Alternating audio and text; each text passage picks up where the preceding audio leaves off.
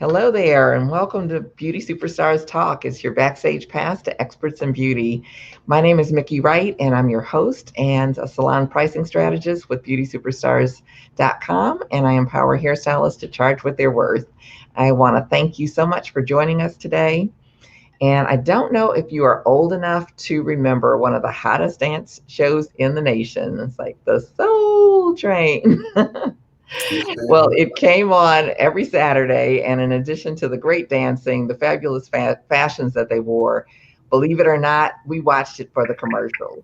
They were for Afro Sheen and Ultra Sheen and created by the infamous George E. Johnson and his wife Joan.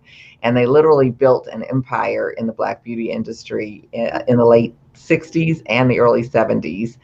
And today I have the honor to meet with a legend who not only worked with George Johnson, but with John H. Johnson, who brought us Ebony and Jet magazines, and his wife Eunice brought us the Ebony Fashion Fair show that actually traveled from coast to coast and worldwide, showcasing Black designers and the hottest models. And it was quite the affair. So the list of greats that this man has worked with and calls friends is enormous. I'm so honored to welcome the founder of The Proud Lady and the beauty show that followed. It's marketing genius, Mr. Lafayette Jones. And so before we jump into his story, I just want to share with you a little bit about Beauty Superstars Talk. Each and every week, I have the privilege to interview Black beauty bosses who are doing absolutely amazing things in the beauty industry.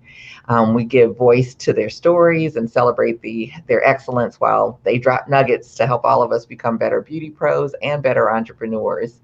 So more than a podcast, this is actually a movement to encourage Black excellence, entrepreneurship, to preserve our history, and to bring healing to our beauty industry. So I do want to thank our sponsor, which is the Black Beauty Expo, which is the hottest show for Black creative entrepreneurs in the hair, fashion, photography, modeling, and makeup industry.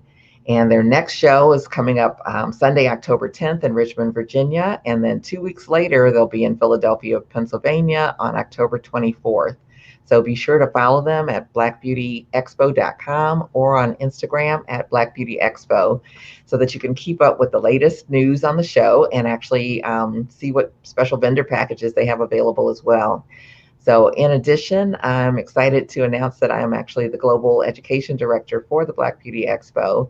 So if you are interested in educating, please reach out to me. And if you are here for the first time, I want to welcome you. And if you're coming back, thanks. It's like we appreciate you following us. Be sure to, sign up if you're watching us on YouTube to subscribe and ring the bell so you won't miss a thing. And we usually have a monthly series. This one is called Legendary. All of my guests over the next month are literal legends in the beauty industry. So I again want to welcome my guest, Mr. Lafayette Jones. And before we jump into our conversation, we're going to get to hear a brief introduction and his biography. So stay tuned. Hi, Mr. Jones. Hi, how are you? I am doing great. I'm super excited that you're here. And I'm actually going to play this. So it's like, listen up, guys.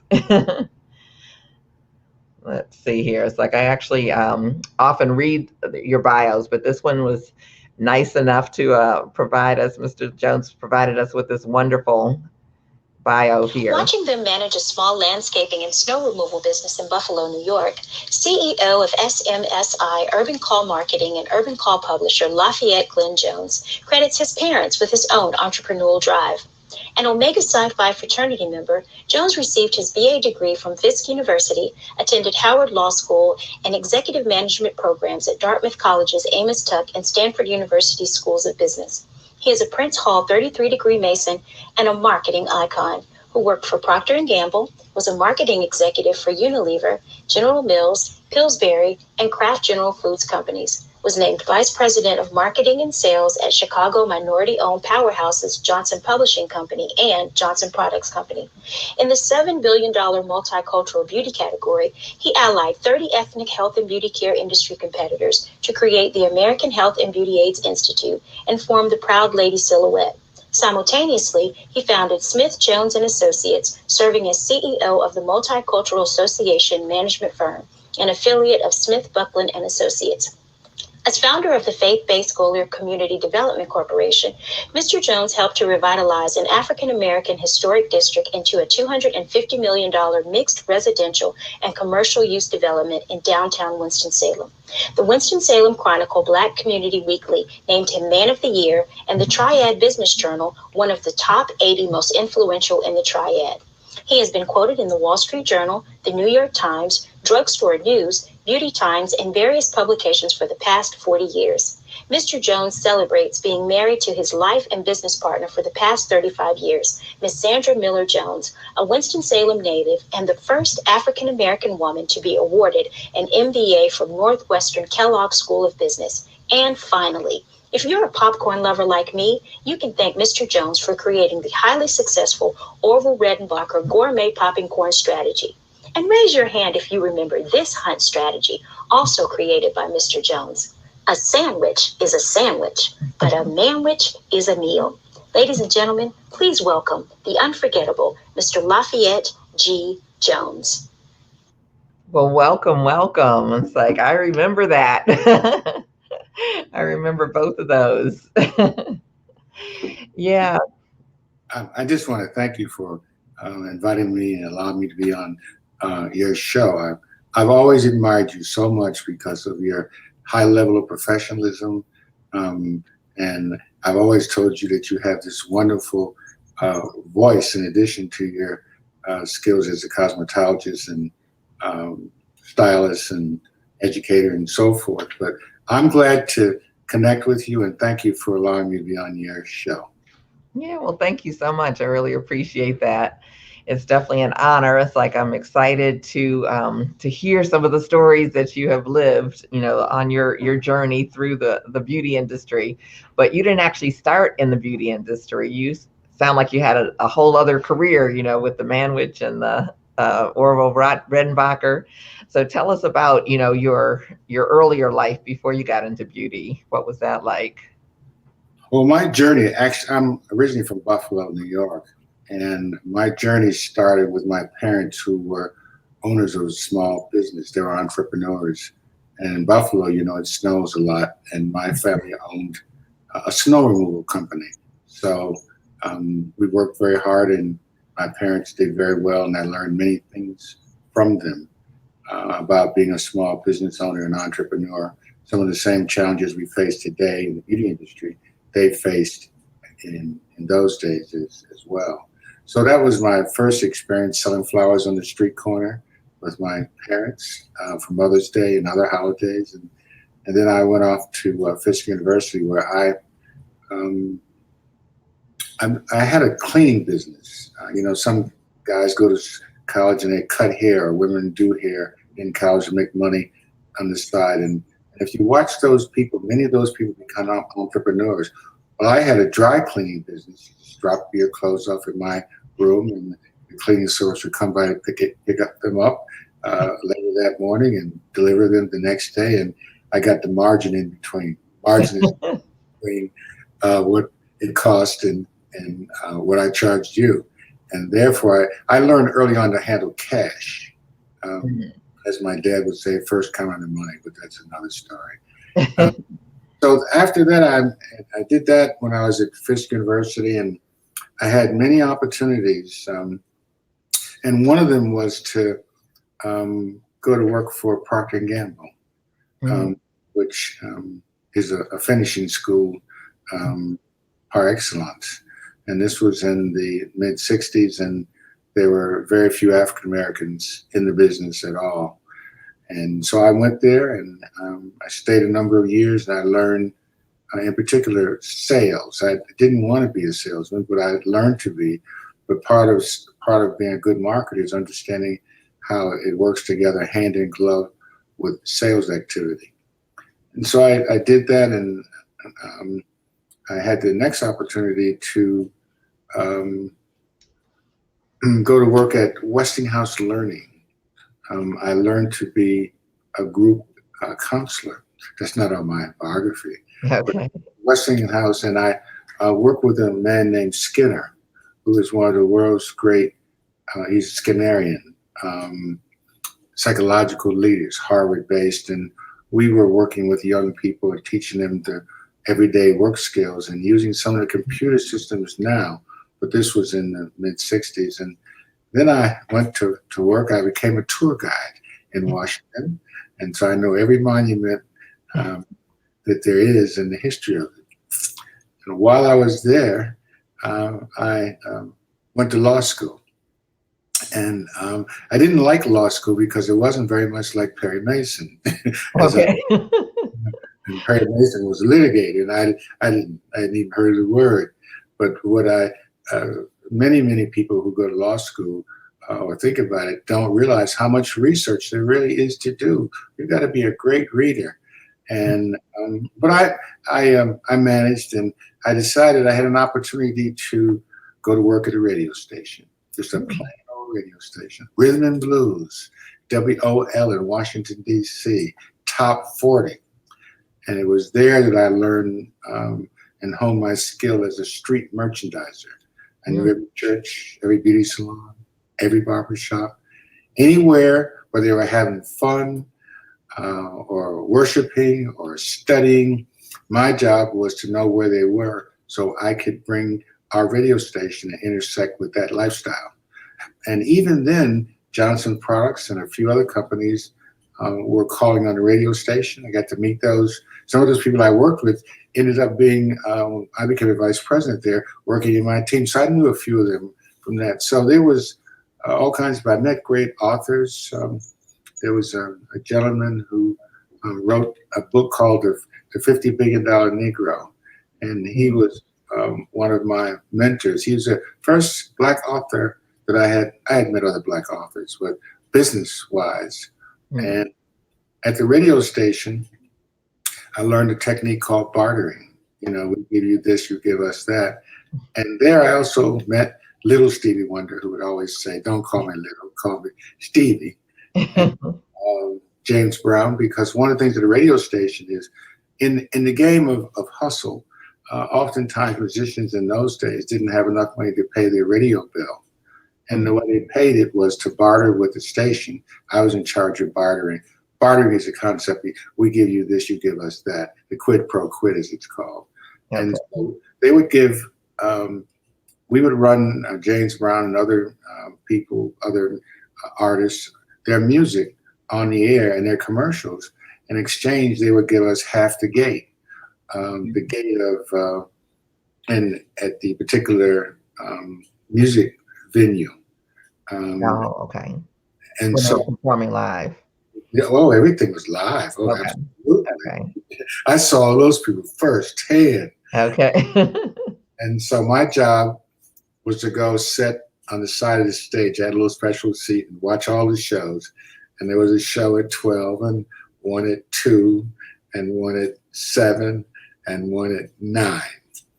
And this is hard work. You know, James Brown's companies talk about hardest working man in show business. Right. They all worked hard. And so my job was to get half the gate when the cash came in and take it back to my station. And so I learned the art of how to move in the street. So that was an exciting, very exciting period. Along the way, I started to write promotions. A company came and asked me when I was in Washington. They called in, I think the brand was called Coal Power. It was a Colgate Palmolive. And their agency came to town and liked what I was doing, and they sent their vice president to see me. And I never forget, the lady's name was Patty Goldstein, and she asked me, she said, could you write down what you're doing? I said, why? And she said, because we would pay you X amount if you would write these promotions up, because we could use them on a national basis. And so it was there I began to understand the value of marketing, because I learned how using formats to translate a church promotion, beauty salon promotion, barbershop promotion, an apparel company promotion. Now that's just the street merchants, but on top of that, you've got Ford, Greyhound, and national companies, Dow Soap. There's a lot of them, Johnson Products, who were advertising, and they wanted to see signage up in the stores. They wanted to have a tie-in and give away free product samples. They would come with maybe 10,000 samples and say, they always used to call me son. I was always the youngest until now. Son, what you gonna do with these 10,000 samples? We want to see. And so there I'd learned to document the activities that were going on in the field. And I would show them, they would come once a month or once a quarter, and I would show them what we had done and how it helped their business. And it was there I began to build relationships with, there was a guy named LeBaron Taylor, who was from a music company. And I began to meet the reps. There were all kinds of reps or representatives. They came from food, they came from transportation, they came from apparel, they certainly came from the beer companies, you know, and African Americans drink lots of beer. So I was on the front line of creating and activating promotions. And I worked for a wonderful man whose name was John Pace. He's passed away. He was a genius. And Mr. Pace used to say to me all the time, you know, son, all you have to do is make the clients happy. And 89 degrees. Expect rain starting early morning. The technology. That's my Sirius system gone crazy. And so the idea was to find a way to integrate products and systems into the lifestyles of consumers. So I went with where you could find consumers, where they worked, where they played, where they shopped, where they studied, even to the racetracks, to the bowling alleys. Wherever you were, I was, with a free product sample, a record, a ticket, a contest, anything that would get you engaged. It's called trial, consumer trial, and consumer repeat. And so I had lots of friends and met lots and lots of people. So I was there 5 years, and a tiny little office upstairs over the studio. So I heard all the hottest music all the time. was on it. And then I got invited through Miss Goldstein to go to Madison Avenue. So I moved from Washington, D.C. to Madison Avenue, went to work in a PR company. And while I was there, I met a senior vice president of Unilever who asked me to come work as an assistant brand manager. Assistant to the assistant. I wasn't an assistant brand manager yet. And I said to him, I don't have an MBA. He says, but you have something else. You know the street and you know how to maneuver. So in New York, I worked in the 5 bureaus, and I was doing multicultural marketing then, because all of my customers in the field, none of them spoke English except in Harlem. You know, I was with the Russians, I was with the Jewish folks, the Italian folks, and with Black folks all over the boroughs doing the same kind of thing. So I was half marketing and half field activity. And I learned to integrate those. After that, I had the great opportunity to be invited to come to work at General Foods in White Plains, New York. At General Foods had, you know, the Kraft brands. It became Kraft. They merged the companies. I worked on a couple of brands. One was called Cool Whip, it's a brand today. I worked on Orange Plus, which is a product that has orange solids in it. It tastes like orange juice because half of it is orange juice. I worked on Awake, and I worked on frozen bird's eye vegetables. So I stayed there about 4 years. And then I had the opportunity to be invited. This was a time when many companies were giving Black folk an opportunity to come to work in their corporate programs. And I always wanted to work on the front line. Never wanted to be in HR, human relations. I never personnel was called in. I always wanted to be on the front line where they could measure my worth by how many cases of whatever XYZ we sold last week, or marketed, or increased our market share. So I always gravitated to where I could deliver measurable results. And as my brands and businesses grew that I worked on, I reaped some rewards. So I went off to Minneapolis.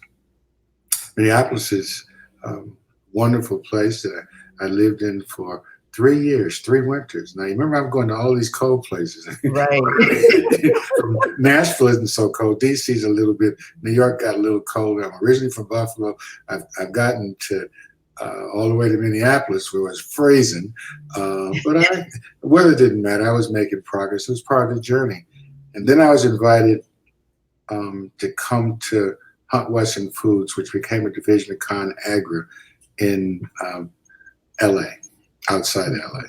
And that was nirvana because I've been trying to get to the West Coast for a long time. I stayed there a little less than 10 years.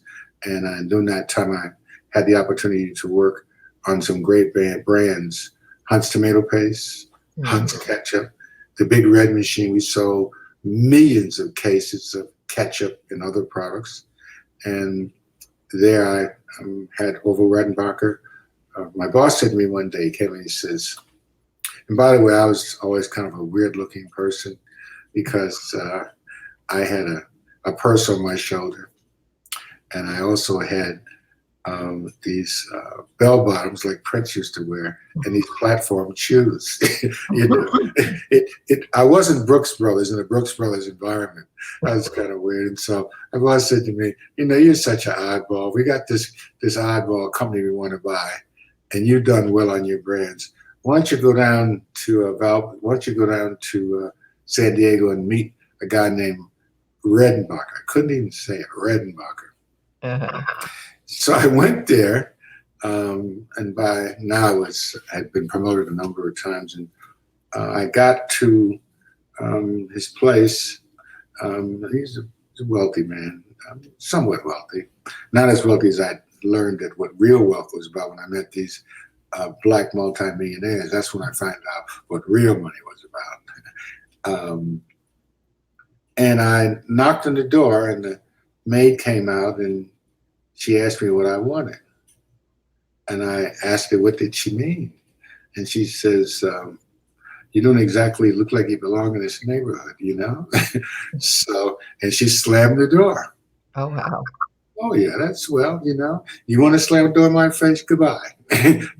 So I had a Volkswagen convertible, got in my Volkswagen, I was pulling out, and this tall, lanky guy came outside and says, hey, where you going?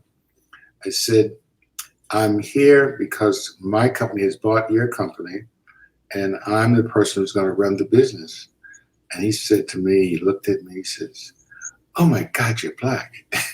Now I'm really upset because in those days, this was, I was part of the Malcolm X group, didn't tread on us because we would fight you for a penny, if you bothered us racially. Also had some input from Martin Luther King, who I met at Fisk, and John Lewis was my classmate. We sat next to each other for 4 years, so I had a taste. But anyway, back to California, and Mr. Redenbacher said, son, I'm sorry, I didn't mean to insult you. He said, if you had been a woman, I would have expected somebody to call and say, we got a woman coming, because I hadn't seen that many women in the business. And he said, I've never seen a black guy who looks like you, and I've got hair up to here now. I got the full thing now. I got platform shoes, and I got my vest on a tie sometimes. And he said, well, I'm just so surprised. I said, well, Mr. Redenbacher, I'm the guy they set to run the business. I'm the best they have. I made a lot of money for my company, and if you don't want me to work with you, I don't want to work with you either. And he put his arms around me and said, you got the wrong idea, son. It's always the son business because I was young. And he says, it's not about what your color is. It's just that I'm just so surprised. Come on in and sit down. And that was the day that Mr. Redenbacher and I became friends. We bought the business for $6 million. And about 24 months later, we were approaching 30 million. Within 4 years, we were approaching 100 million. And now that business is 600 million today. It just goes to prove you, if you have product superiority, which Orville Redenbacher did, He had a popcorn that popped fluffier, tastes better. But then on top of that, I had learned to listen to research people. One of the research people came in one day and said, we've been playing around with microwave popcorn. So what are you talking about? I'm the leader. And they said, they showed me.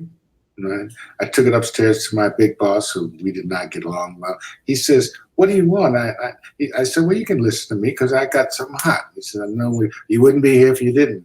I said, my guys have discovered how to make popcorn in microwave. He says, get out of here. He didn't say that, but he said some other things. He says, do you know what the penetration of television, and the number of television sets in the households was at about 90% at that time, moving toward 2 to 3 sets per house. So that's how we measured appliance presence in a household. He says microwave is not even 10%. We said, well, guy, that's the idea. We catch this wave and ride it up.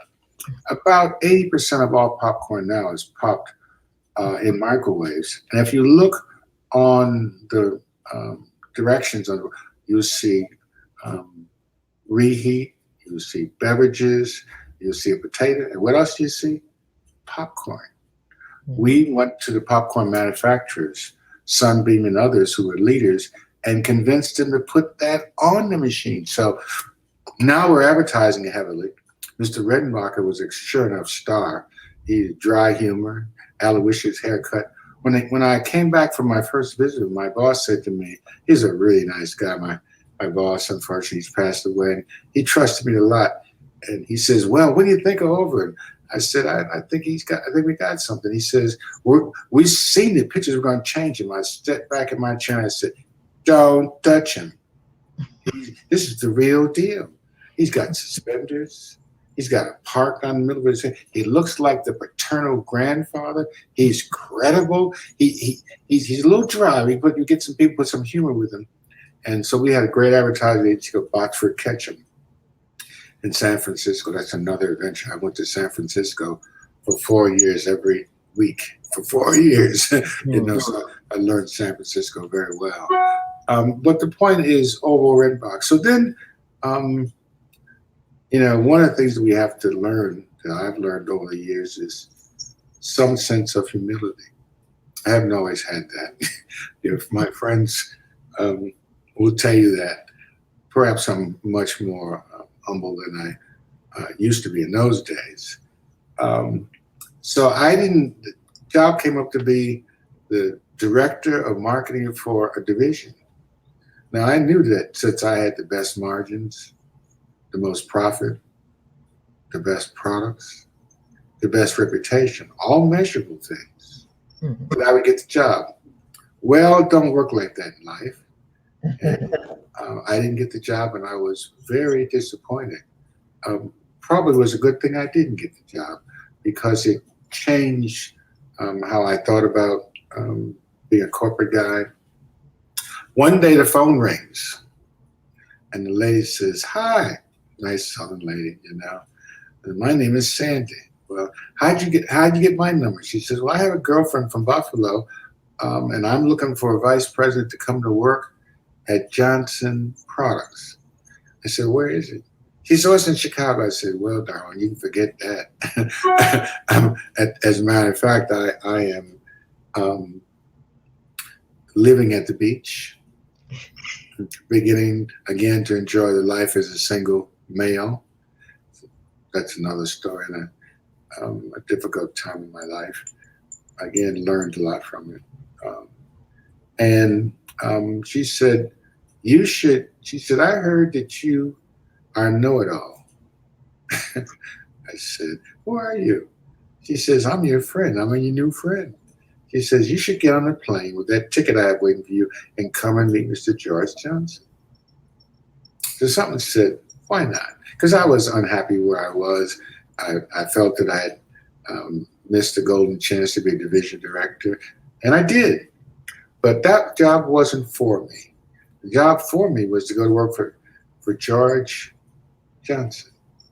And I came to Chicago, and I must tell you, I met the most pleasant, kindest man I ever met, George Johnson. Mhm. He had manicured nails. He had black art on the wall. I mean, the real deal, everywhere. And the most beautiful people I ever saw who were black. 99% of people who worked there were black. Now I'm coming in now. I got a big natural now. Still got my bell bottoms. And I'm looking like, a West Coast wild person. Really, But you know how at that age we thought that was the look, and it was for a time. Well, make a long story short, I got the job. And Mr. Johnson came out and he had this little vial and he said, "This is a wave of the future. It's conditioning relaxers." Relaxers were in their heyday. And I'm also having a problem with a company called Revlon, who has replicated some of my products, both in the ingredients and sizing and packaging, and taken me to federal court, and I lost the case. It was a political deal. And so we went to work. And for several years, I worked there, enjoyed Mr. Johnson, had a lot of fun, introduced new products, and I began to see the power of the Black economy. Mr. Johnson and his people owned a bank. They owned a mortgage company.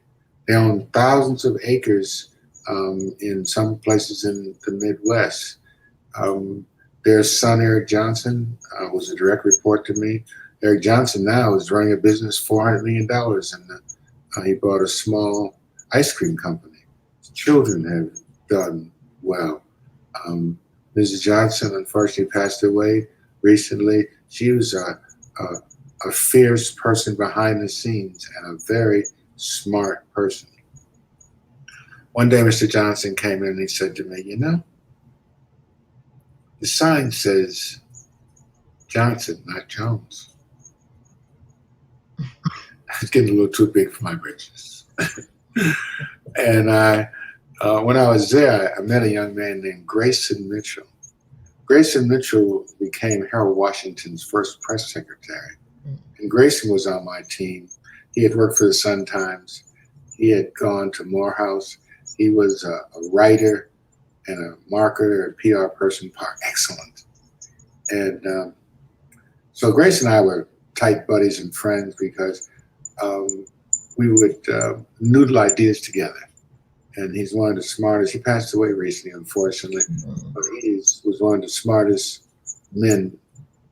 people I ever met. And probably most of the good ideas in the beauty business I ever could execute, he gave them to me. By the way, when I was at Johnson Products, I met the greats, Tom Hayden, who did a great traveling show for me. And the list goes on and on and on, because the business had not quite begun to raise its volume opportunities on the consumer side. Two sides of the business: consumer side, professional side. At that time, the professional side of the business was the most dominant and the most profitable. And so it was there I got to meet. But it was emerging because we were fighting Mr. Bronner, friendly fight, marketing, with his products. And Cornell McBride, who had created, his partner, had created Thurman McKenzie Stay Soft Fro, which is a liquid product that's humectant. Humectant attracts moisture to the hair. That's the problem we have with our hair. The hair shaft, because of its curl pattern, doesn't allow moisture to go down that shaft as easily. I'm not a chemist. I'm not in cosmetology, but I've been around a really lot of smart people who know that business. And Olive Benson, and I'll think of all the names. People who were just fabulous, smart people. So Mr. Johnson took me outside and said, sign says Johnson, not Jones. So I laughed. It's funny. He says, you need to be on your own. You got to get out of here. And I think that's going to start right now. Not right now, but pretty soon. And they gave me a pile of money, and I moved back to the West Coast, and I Oh, by the way, this lady that I told you about, Sandy Miller is her name. When I first came there, she came into my office. And at that time, I had 3 executive assistants who sat outside my office, and they were responsible. Nobody could get in there without seeing them first. You understand? And you had to have a real reason to be there. This just wasn't fun and games. So I came to my office one day at 7 a.m. in the morning, early. And she was sitting in my office because the assistants were there. And I was saying, how'd you get in here? She says, oh, darling, I could get in anywhere. Remember, I'm the one who got you this job. I laughed. And she says, I would like to have a contract to help you with your marketing. And I almost said, I don't need any help. I know what I'm doing. And she says, you might know a lot about marketing food products and some street things, but I knew about this category. And I can help you be successful. That sounded pretty good. Anyone's going to help me because we didn't have any research. We had smart people. Many things were fundamentals were missing. They weren't missing. They weren't apparent in the business. They now were in place, and you have lots of trained people who are very smart who've done many things. And I said, okay, called on the phone and said, this young lady wants a contract. I'm approving that. Write the contract, and I approved the deal. Well, in those days, because I had risen high in the corporate world, I never was involved in writing checks or cutting the details. If I said this is what we're going to do, then the team would either say yes or no, and they often didn't say no. I was also known as Ming the Merciless, Ming, because I was very, very aggressive and not very humble. So she actually came to work as a consultant, working from her own office, and she added great value. Great value. It was amazing. What she could do. And I asked her, I said, what can you do? She says, oh, honey, I got an MBA from the Kellogg School of Business. Well, if you know business schools, Kellogg is at the top. Better rated than Harvard, some would say. Better rated than University of Chicago, which is known for finance. And so one thing led to another. She came back 2 weeks later, and she sat in my office again at 7 o'clock. I said to her, how do you get in here? So she says, don't worry about it. She says, I said, and what do you want? Because I was very direct. She says, I didn't get my money. I said, I told him to sign the contract. I agreed to do it. What else? She said, oh, honey, I got to get half my money because I'm not the bank. I don't finance companies.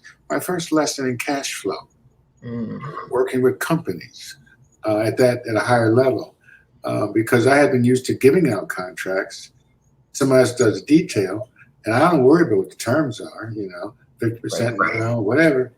And she says, I got to have my money, half my money up front. Do you know? By the way, we've been married for 35 years. That's another story. Wonderful. So that's kind of. Actually, you're getting some feedback from me.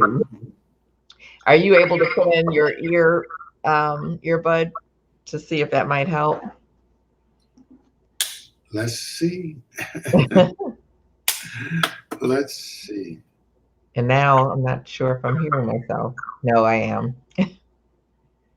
Let's see if that's better. I think so. Yay. Okay.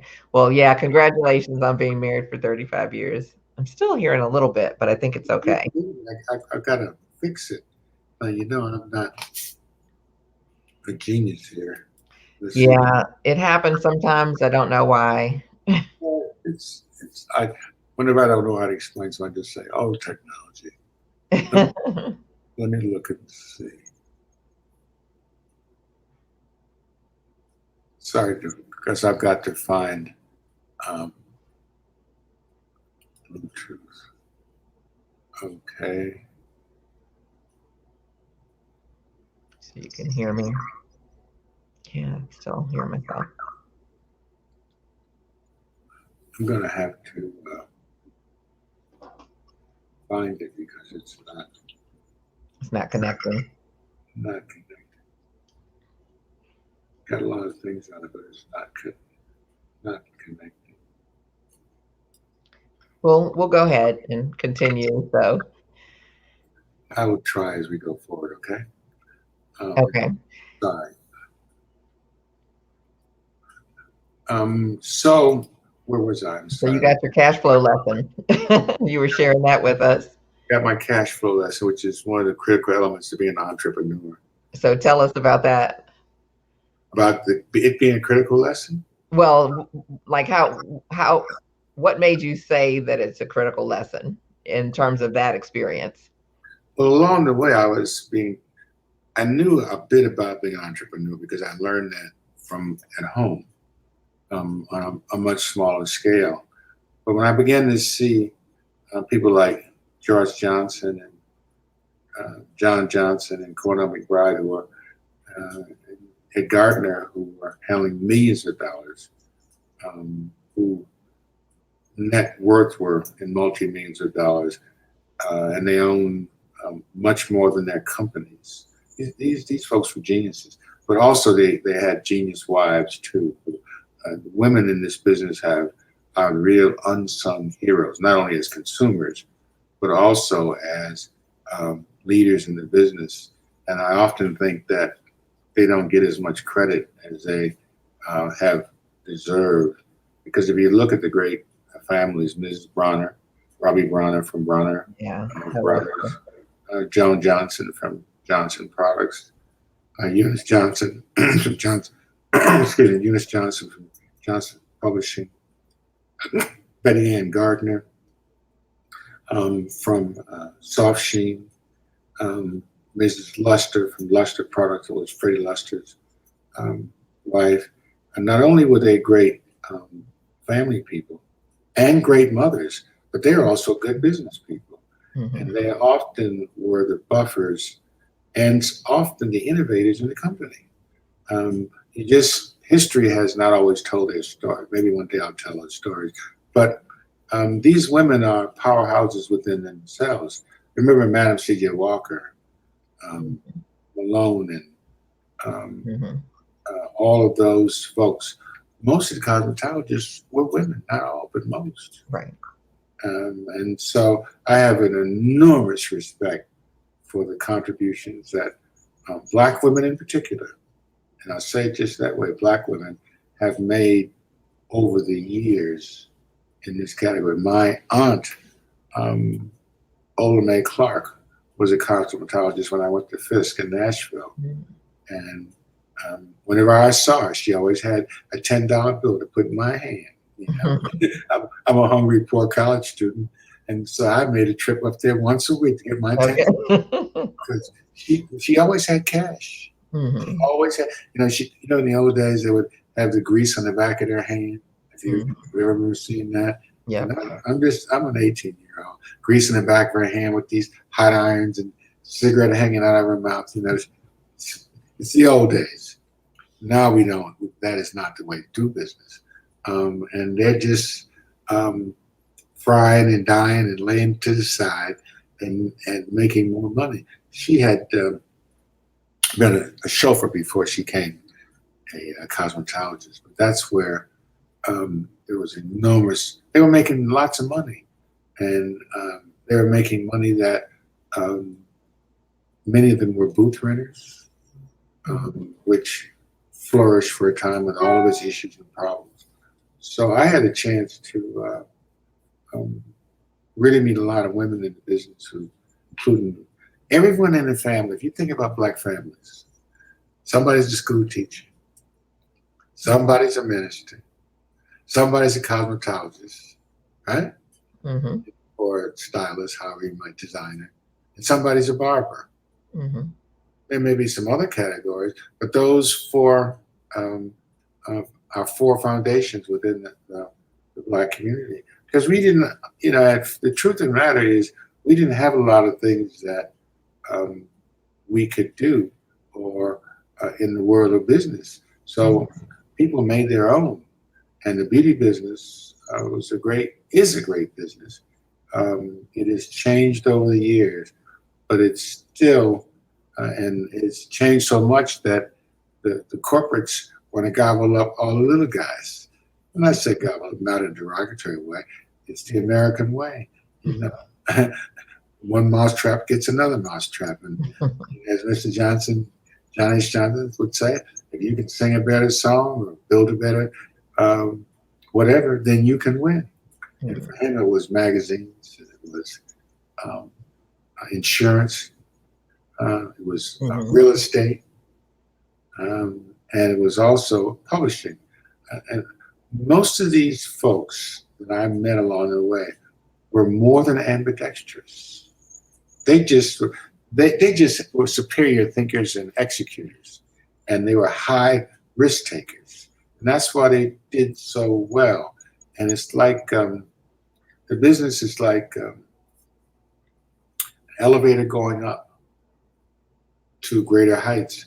If you're on that elevator or escalator going up, you win.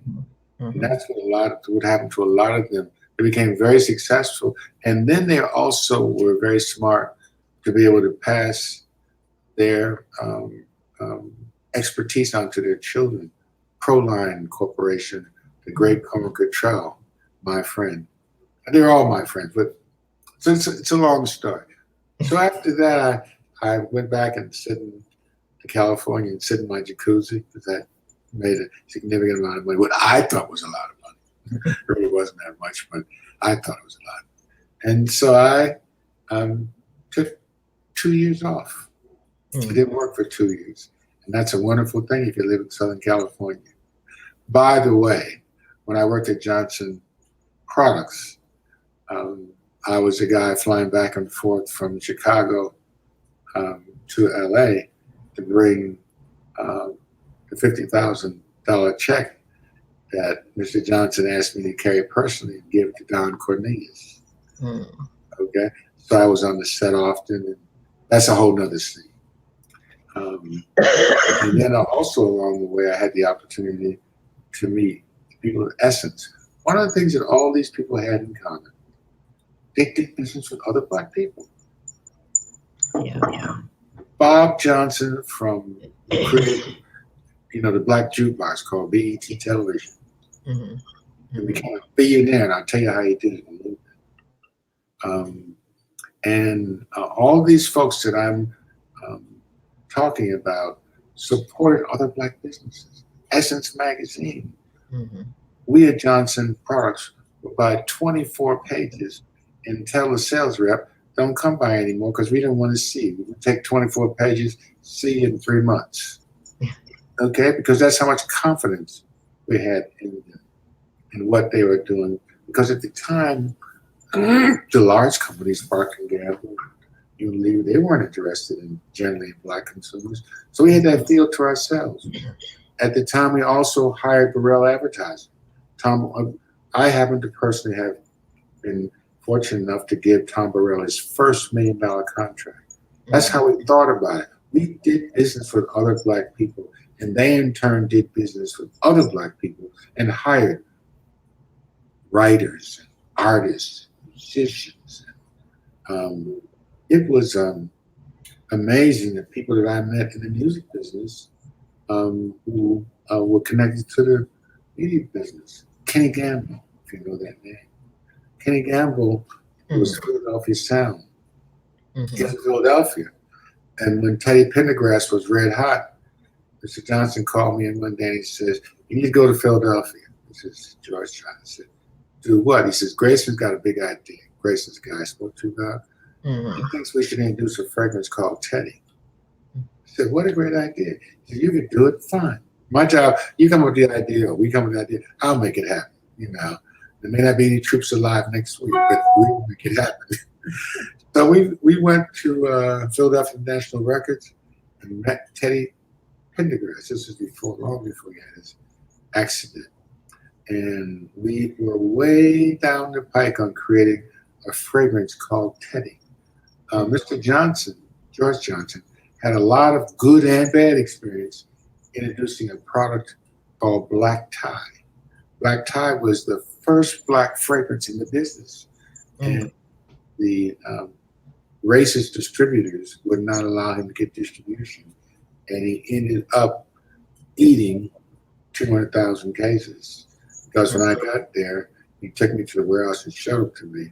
And you could smell Black Tie fragrance 3 blocks away, okay? Because we couldn't get distribution because they didn't want us in that business. they being the opponents, and they saw that we'd not be there. Mr. Johnson said to me, "This is what a multi-million-dollar mistake looks like." You got to give him credit. He was daring. He was daring. They would try anything if they thought it was going to work and if they had confidence. And so working with them, and I'd gone through this, go back to Southern California, sit in my jacuzzi, and the phone rings, and guess who? It's sweetheart, Sandy. She says, "What are you doing?" I said, "Just sitting in my jacuzzi having a nice time. What do you think?" Says, "I hear you rotting away, up to no good, doing nothing that's productive." I say, "How did you guess?" And she says, I got an assignment for you. She says, "How'd you come to work for me?" I said, "Please, you don't have enough money to even think about hiring me." She says, "You'd be surprised what I have, because I got my first and last dollar, because unlike you, I'm not a spendthrift." I laughed, but she was right. And then I told you I was fairly arrogant, didn't care a lot about a lot of things. And, but I had a nice time. I went everywhere. I did everything. And so she said, "If you come to work for me, I'll pay you this amount of money." And I thought about it. It's pretty good. Assignment wasn't too hard. I could do the assignment. And she says, "By the way, I'll send you half the money. Be there in the morning, FedEx." I said, "Myself, this, Sweetie Pie is really serious about this." So I went to work and worked on this project, got the work done. She got the contract. I was to help her on the contract. And I had also gotten involved at the same time with in the baseball business. A friend of mine, his name was John Roseboro, and he was a catcher for the Dodgers. And he and I and his wife, Barbara Fowler, she was an Atlanta model, friend of Maynard Jackson. When you go through the Atlanta airports and you see all the advertising on the wall, all the different lighted boards and so forth, she had half that contract. Half that contract. Do you have any idea how many people see billboards and ads in the Atlanta airport? Right. Enormous. There was a woman who had great insight. Unfortunately, both of them passed away.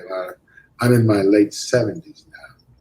So the kid who used to be called son now calls other people's son. It gives me great pleasure to say that. But then Mr. Johnson called me one day, and he said, we think you ought to be doing more. Like what? I'm still arrogant. He says, you have good relationships with everyone in the business. You like them, they like you. What if, could you think you could start a trade association of all of us so we could get more market share and we could get more cases sold? I said, maybe. Well, I had a friend whose name was Bill Smith, and he was chairman of Smith Buckland Associates, the world's largest trade association. And I met him when I was on the board of the Popcorn Institute. We run Orville Redenbacher, the largest brand in the business. You got to be on the board of the Popcorn Institute, right? It was a lobbying group. So I went to Mr. Smith and I said, I got some friends who given me a pile of money, 20 of them, and it's sizable. And we want to start an association. He said, you come to the right place. Why don't you and I form a joint venture? I'll be chairman, you be president. And that's how the American Health and Beauty Institute got started.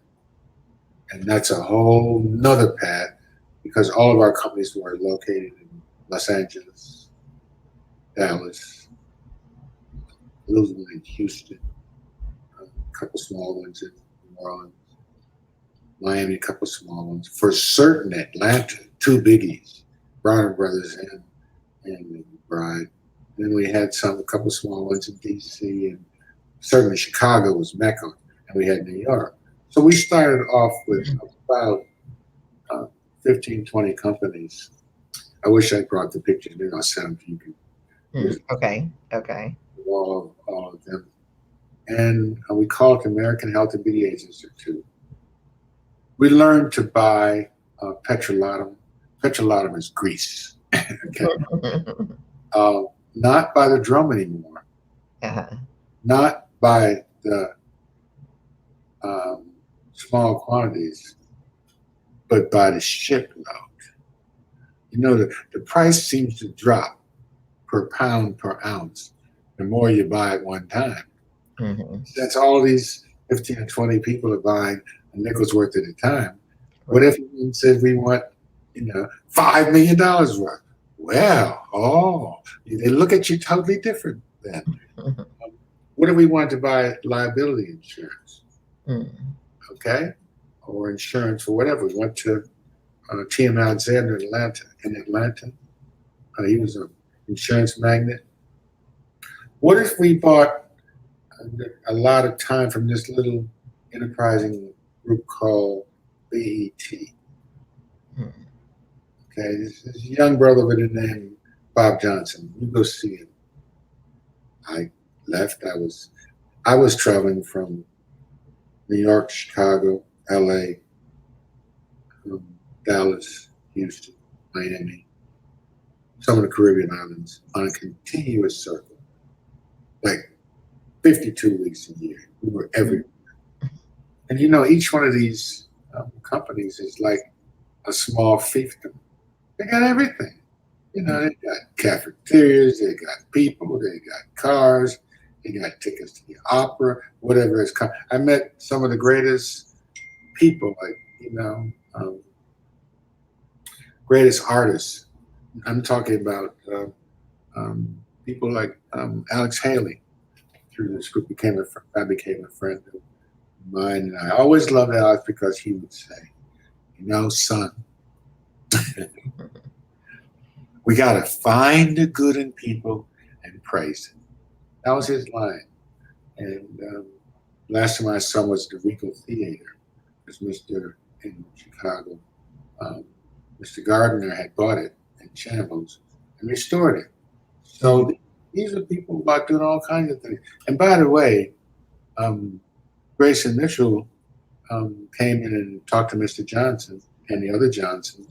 And I was there when he put the first $1 million on the table so Harold Washington could run to be mayor. Because you can't be mayor of Chicago, you get no money. Right. And they were his financial backbone. The black hair care companies. Freddie Lester, if there ever was a genius of that group, he was it. Mr. Lester says to me one day, we had the best law firm.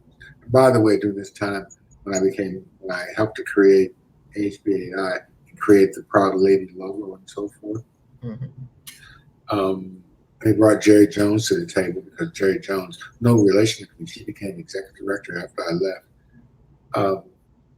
Her mother, Carrie Duncan, was Mr. George Johnson's secretary. So I called him from there. I said, I need an executive assistant, a smart one. I need it now. She says, I got a young daughter. She's perfect. So she came. Remember, it's all about family. And at the end of the day, it's all about relationships. Relationships matter. Right. So moving around, I happened to, I said, you need to go to see Bob Johnson. Somebody's got to go see somebody, You got to go see somebody, son. And working for all of them was quite a chore because they all had ideas and they all were very smart and they were very competitive with each other, And I don't let the other one outdo them now. If you come to town, they're going to pick you at the airport in a nice car, and their wives are going to make sure you have a nice dinner. That whatever's going on in town, you got front row seats. It's a basketball game. So it was a lot of fun. It really was a lot of fun to be in the mix of smart, aggressive, well-connected people. And I don't mean just among black folks. I mean among the world in general.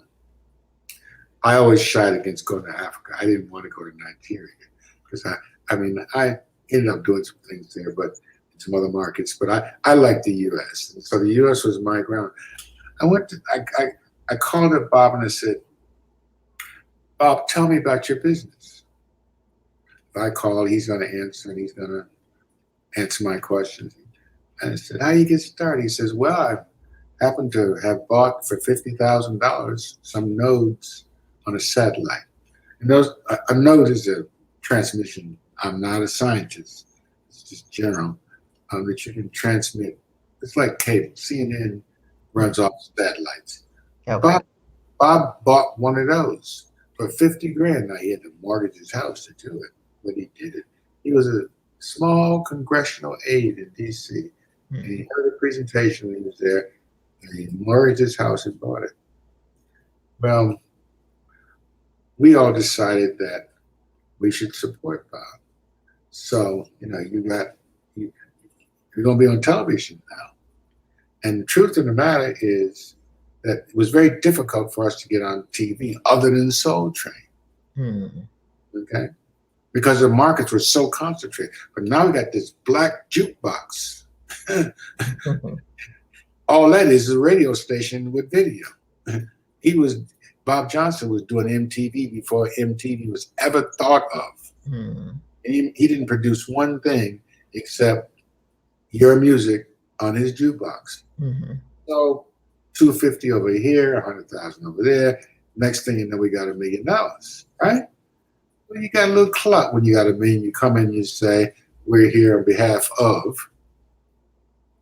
And so Bob Johnson was one of the things about all these characters. They were aggressive, but they were pretty kind people. They were pretty kind people. They tough now. Had no pushovers. Trust me. And we had some other people until we had Henry Bundles, who was Madame C.J. Walker's son-in-law. So we had a lot of people who had, and Joe Dudley was there. Joe Dudley wasn't very large. He was coming, but they were all disciples of S.B. Fuller. You know that name. S.B. Fuller was their godfather for real. And he's the one who owned the shopping center, newspapers, fragrance, and other things in the 40s. And George Johnson and all of them used to work for him. He is their business model. He taught them business. And so if the audience is not familiar with the name S.B. Fuller, I don't mean Fuller Brush either, there's an American icon. I met him. I didn't know him very well because I was just coming into business, but I had the occasion to meet them all. But anyway, back to Bob Johnson. So Bob Johnson turned that jukebox into $5 billion. It's nice to be able to say that you have a friend who's a billionaire. It's nice to be able to say that you have that kind of relationship with people. And I must say for myself, I never really took advantage of that. I just always tried to have a good relationship with them. Not always, but most of the time. And we fought now. Don't get me wrong. Now we fought. Harold Washington became mayor. Bob Johnson later became a multimillionaire. Johnson products got sold. Soft Sheen got sold. We attracted a lot of things. I got to know Corky Walgreens fairly well. We were having trouble getting distribution on our retail products. And someone said, well, Laf, L-A-F, that's my nickname. Laf. I get a little more respect now. And I always call me son. It's Laf. You need to go see Mr. Walgreen and explain to him and his staff what black hair care, beauty care means to the ka-ching. When a black woman goes into a drugstore, it's even greater now, she buys many things. She buys drugs for her aging parents. She has a baby or two, baby products. She's buying beauty products for herself, among other things. And so pretty soon, when she comes in and she goes to reach for that box of whatever we're selling, we explain to them what that ka-ching was worth. We call it a market basket ring. And in economic terms, Mr. Walgreen was a nice man. We went to Hawaii to visit him. We cut a deal. We flew all night from Chicago to Hawaii, Grayson and I, just to have a cold beer with Mr. Walgreen. But what he did all of our companies a large order. So Grayson and I came back with a big order for every company. Now, you know, if a little company gets $100,000 order, some of them have never seen a $100,000 order. Now, the big companies got much larger orders. You know, and we agreed that we buy 3 for the shelf, that's cases, and 3 for the warehouse.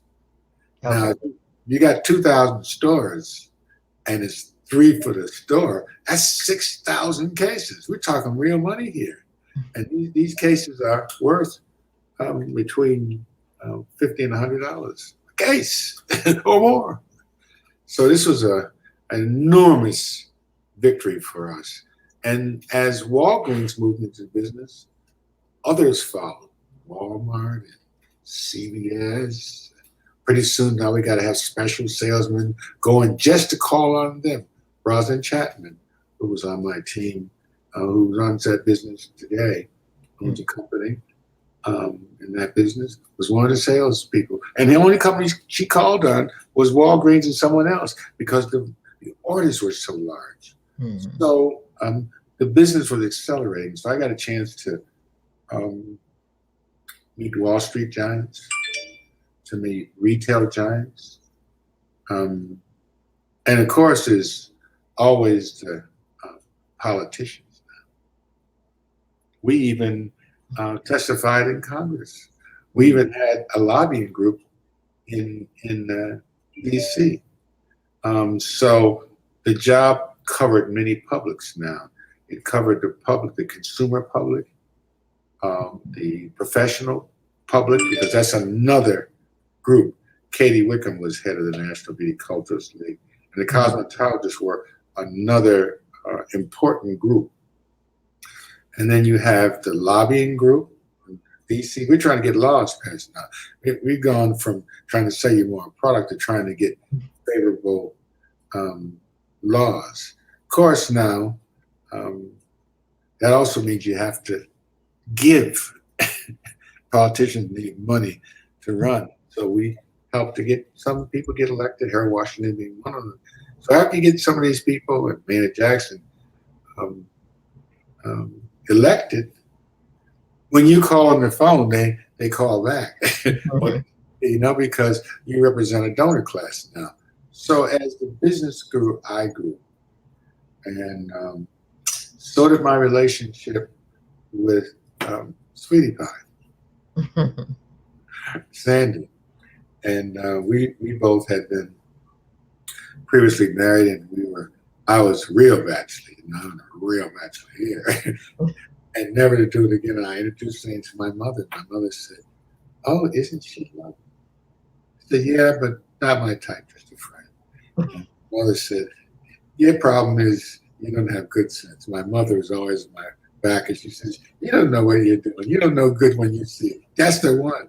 She's a nice Christian woman. She's cute. Much like you, because she is with you. And we were just friends, like pure friends. And I asked her to marry me. She said she didn't think so. I was insulted. "You don't think so?" She says, "Well, you had a bad reputation. You can be a smarty pants sometimes." I won't say what she said. And you're just not grounded, and you just you think life's a party. Well, life was a party to me. It really was a party. And she says, besides, if I decide to get married again, I would like to have a baby. And I said, well, I guess that leaves me out right away, because you know, I've been married before. I have children who have grown up, and I don't do Boy Scouts and Girl Scouts and Indian guys. I'm out of that business now. You understand? Now, you know, it's a bad thing. So my mother says, "What happened to Sweetie Pie?" I said, "Well, Sweetie Pie wants to be." She says, "You wouldn't want to have a baby with a nice looking chick like that?" I said, it ain't like that. It's just that I don't want to be a father any more than I am already. So fast forward to now, we have a daughter, 32 now. Her name is Dr. Bridget Jones Brooks. She's an orthodontist in Atlanta, doing very well. And she just had a baby boy about 3 weeks ago. We have a new grandson. I have 2 other grandsons by a previous marriage relationship, and they're in their 20s. And this little one, his name is Easton Curtis Hendricks Brooks, and he weighed 5 pounds and 4 ounces and 17 inches, and I'm off the moon on this. It's quite amazing. Yeah. So that's kind of my journey to where we are now. I've been living in Winston-Salem now for many years, and when I became a deacon in the church, my friends bet many lost their money. First, they lost their money that I would be married as long as I was. Then, so when I was going to church, they couldn't believe it. Going to church? What you doing in church? I said, "Oh man, I'm trying to get in the kingdom. I don't know about y'all." You know. And along the way, I met Sandy's father, who had created one of the first black credit unions in North Carolina. And I became his chairman. His name is Robert A. Miller, and he headed the credit union movement in the state of North Carolina because, years ago, black people couldn't borrow money. So the states made special provisions, and we converted that charter into merging with a $3 billion organization. I served on its board for 15 years. We also had the ability I became a deacon in a church, and my father-in-law says, so-and-so passed away, and we need a deacon. This is an AME Zion church. And I said, okay, so, I know you ain't talking to me. He came one day and he says, I put your name in to be a deacon, and you're a deacon in the church. And I said, get out of here. So I called Grayson and my friends. They laughed and they laughed and they laughed. Imagine you being a deacon. So I went to my first deacon meeting, and I asked the minister, his name is Seth Olarte. He's a librarian. He's a bishop of them. And I said to him, what am I going to be? What am I going to do? And he says, you're going to be in charge of land development. I said, we don't have any land. What are you talking about? He says, God will provide, and that's why we put you in charge of land development. Fast forward 20 years later, we bought about 15 acres of property adjacent to the Howard Reynolds tobacco buildings that were lofts. They weren't lofts yet, and we bought some of them, and we turned this 15 acres into an oasis, and built we did about $60 million in contracts over the 20 years, and now we're completing the last part of the dream. By the way, Maya Angelou's from here, was a friend and a helper, a smart person, and of course, her mainstay, Oprah, was in and out of here. I don't have a relationship with her, but I knew her and admired her from afar for a long time. So my journey has also led me to be a publisher and a biographer. And that's what I'm doing now, enjoying it very much, which is doing people's biographies. You'd be amazed what you can learn about a person when you read their biography. I have your biography, and I've written about you in one of my publications that I've read. Yes. And I also created a publication called Urban Call. Actually, I didn't create that. I created the newsletter, and Sandy named it. He's a great person for building brands. And so that's been my journey until now. I've met all over the world. We were down in South Africa, Cape Town, and Johannesburg, and also in Ghana. You know, there are beauty care people there too, you know? Mm-hmm. Big time. Right. And they are African, they are Indian, and they're all the things in between. And one of my friends there is a Collar family. They're Indians, and they own an enormous piece of business.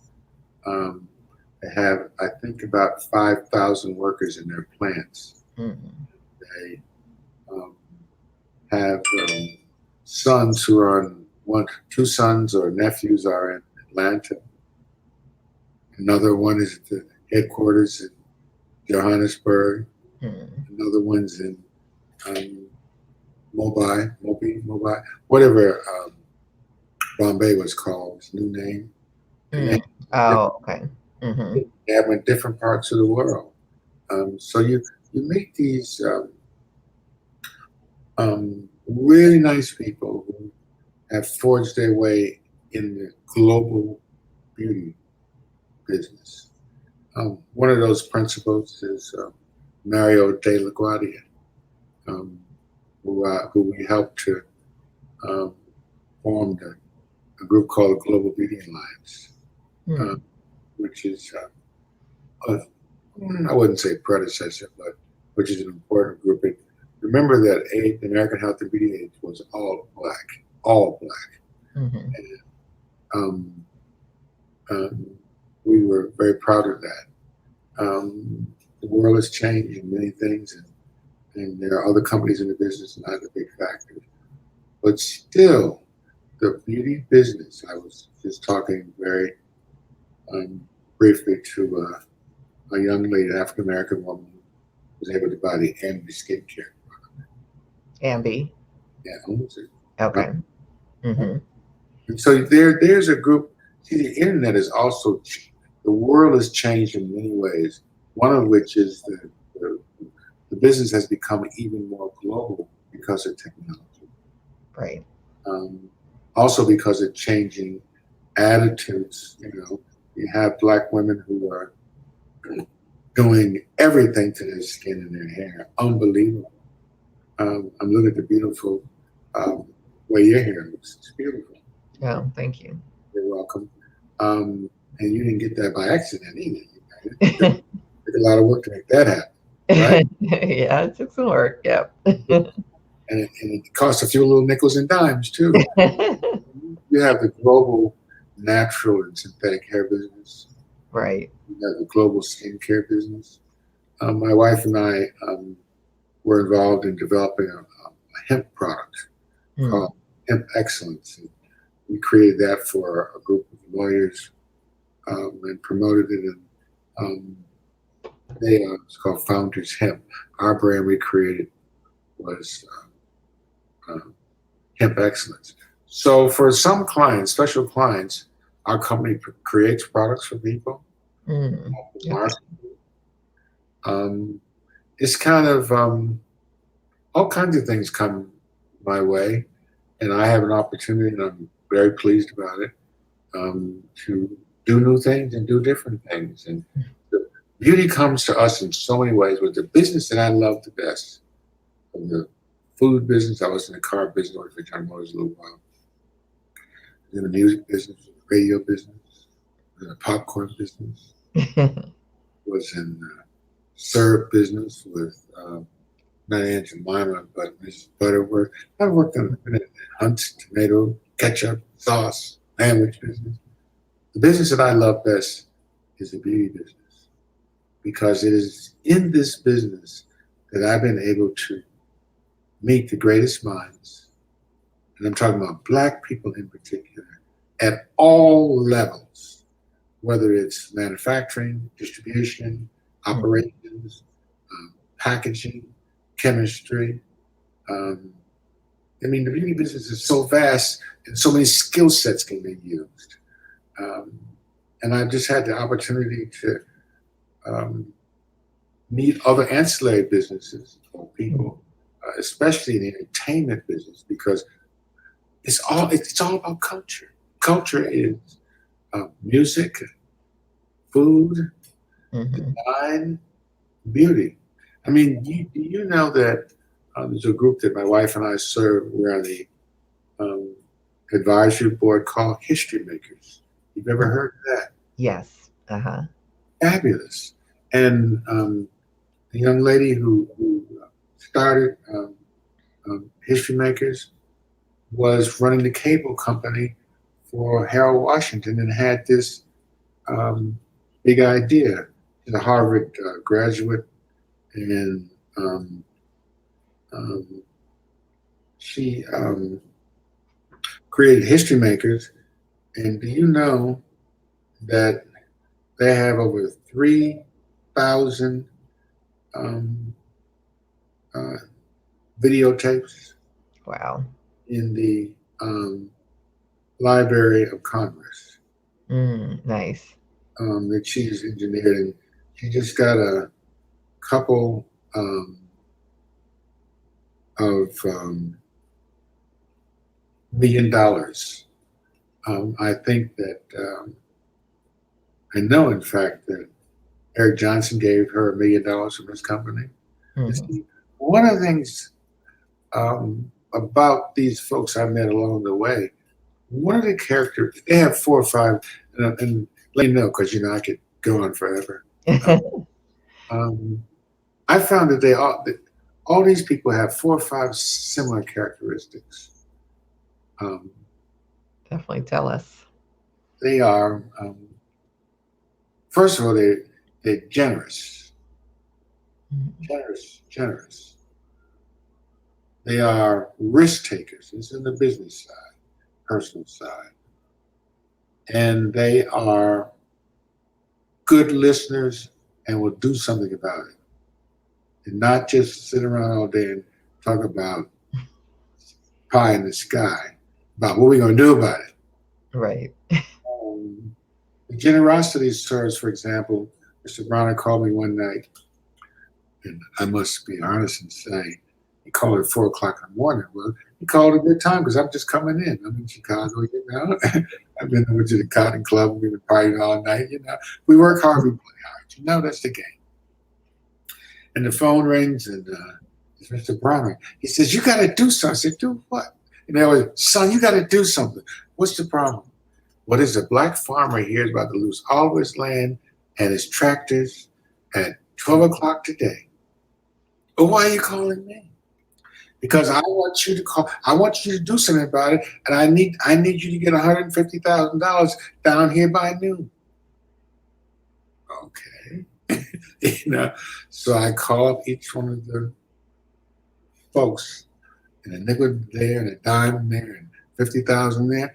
At 11:30, we had $150,000 and saved this farmer's land. Wow. That's how they thought. Now, that is a generation of entrepreneurs, and I don't mean to disparage them. The younger group is perhaps not as generous. They inherited their money or their opportunities, and they're smart and they're generous in other ways. So I don't want to criticize them. But the older groups, they came from nothing. Right. Okay. Mr. Johnson, and they were washing cars. Okay. And selling on the street corners. So these folks, Mr. Dudley was going door to door, knocking on doors himself. Right. Asking you, how many do you want? Of course, these are go-getters. So the characteristics are business are generous, risk takers, generally pretty easy to get along with, generally, and kind. They were all very kind to me because I was kind of like Peck's bad boy. And they were understanding of me, and they gave me a lot of room, and they would laugh about it. But they knew I could do the work. I just like to stay out late and have a nice time. Now, in terms of other characteristics, they are confident. I don't mean like confident that they know everything, But if they try something, they're confident it might work. Right. Okay. And confident doesn't mean you don't ask questions or you think you know everything. There's a quiet confidence they have. They're also determined. We got to get this done now. Like Mr. Johnson, George says, we got this little tube here, and we ain't got but 16 weeks for you to get this new product out. Well, that's almost impossible. But we did the impossible. Right. And they would put their money where their mouth was. Uh-huh. So confidence. They're also disciplined. Mm. Even now, my friend Corner McBride, we laugh and say he's older than I. Not by much, but he's older than I. He's probably one of the most disciplined people I know. Mm. I call up on the telephone. He said, "You got to call back. I'm exercising." So I know not to call him between X and Y. We talk on the phone a couple of times a week because I know he's going to exercise. Well, as son has grown up to be a man, I'm a real man now. I learned a lot of discipline. And the other thing they have is confidence, discipline, determination. And 9.5 out of 10 of them are believers. They believe in the higher power for real. Because if you go from 0 to get a net worth of 50 million, you know the Lord's on your side. you know you've been blessed. You know there's no way you go from washing cars to having a Rolls Royce and 200 employees. Mr. John Johnson came on the train from Mississippi with nothing. Okay. Now I won't say that he was the most religious, but he was supportive. Okay. And my working for Mr. Johnson was a real adventure. Was a real what? Adventure. Oh, okay. Tell you about this, Charlotte. I got to tell you this because he's a great guy. He's a tough guy too. Now, don't get me wrong. Now he ain't no pushover. He says to me, I'd met him years ago and I'd helped him get some advertising. And by the way, all of them are very loyal. You do something for them that helps them, they're going to help you one day or another. When you least expect it or at some point you need it, they'll come to your rescue or they'll come and help you. I had helped Mr. John Johnson when I was at some of these companies, General Foods, Pillsbury, General Mills, and ConAgra. Well, I was the inside guy because when they would come, I would see them. I hate to say this, but it's true. A lot of people wouldn't see black people who worked in corporations, come up white people, because they didn't think that they had anything to offer. I knew what Ebony was. I knew what Jet was. Right. I was a subscriber, a reader. And so I would help them get pages because on my brands, I always spent some money with some black folks. Always. I never forgot that. And so later on in life, when I was at the American Health and Beauty Institute, Mr. Johnson calls one day and he says, I think we should have a party. Okay, we should have a party. But as he says, my kind of party. Now you have no idea what that means. This ain't a nickel and dime affair. This is Mr. John H. Johnson. So we were going to Palm Springs because one of the things I made it a priority to do every year. Because these people work so hard and their families work so hard, I always once a year took them to the best resort in the world. And they brought their wives, and they brought their children, and they brought their friends. These people working 52 weeks a year. Right.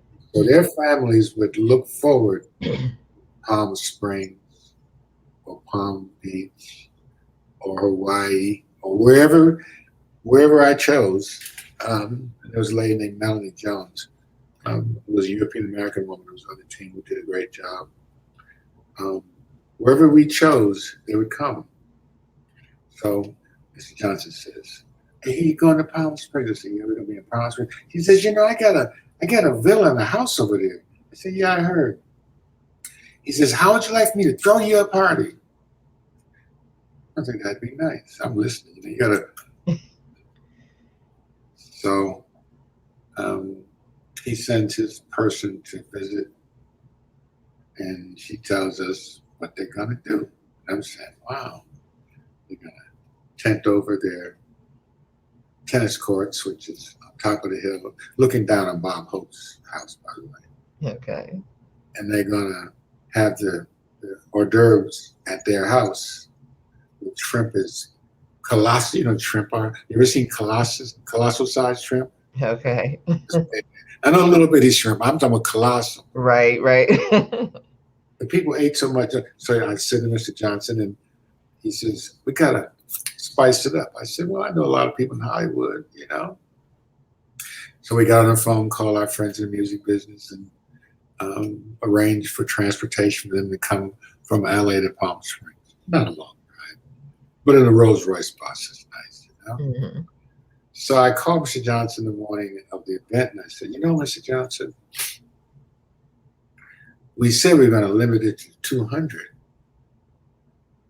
No, 155 was the number, something like that. But people calling up, and I'm feeling bad about turning these people away. He says, you just sit there and wait till I get there. It was a very nice hotel. I'm sitting in the lobby. He pulls up in his Rolls Royce, the one he keeps in Palm Springs. Okay. And he comes in, he says, something, little Negro, let me tell you something. When I gives a party, I gives a party, and anybody wants to come can come.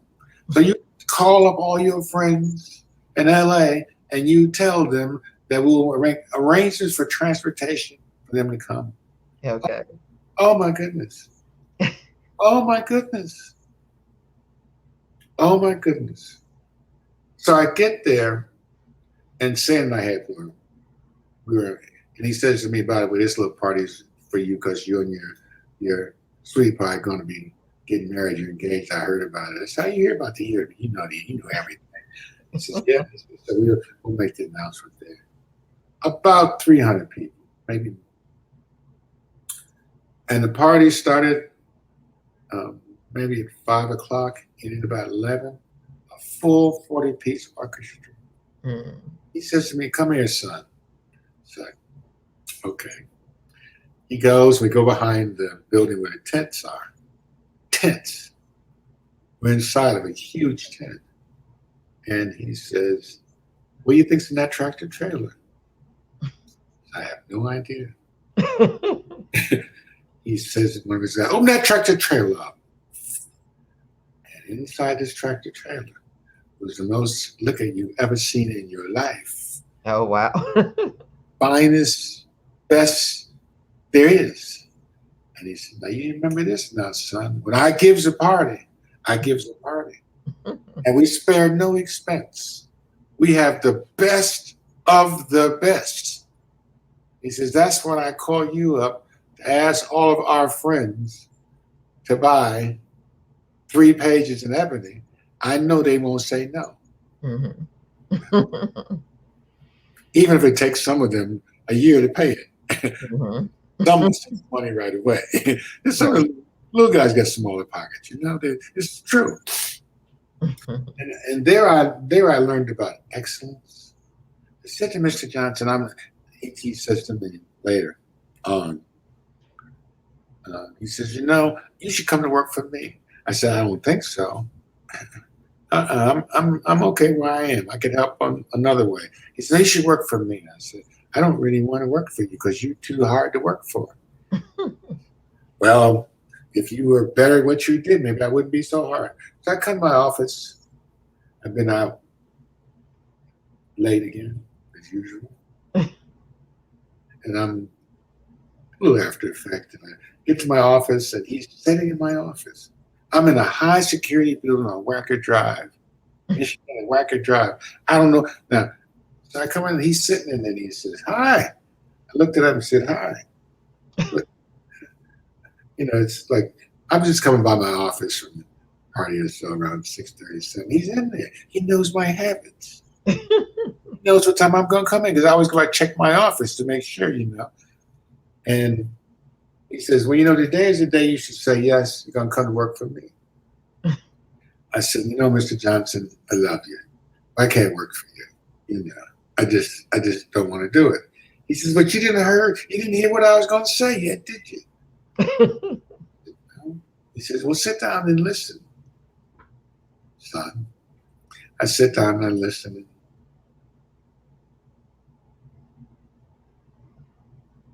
I'm putting my hand out. Okay, these are points he's making. 1, 2, 3, 4, 5. And then he says, at the end, what do you think?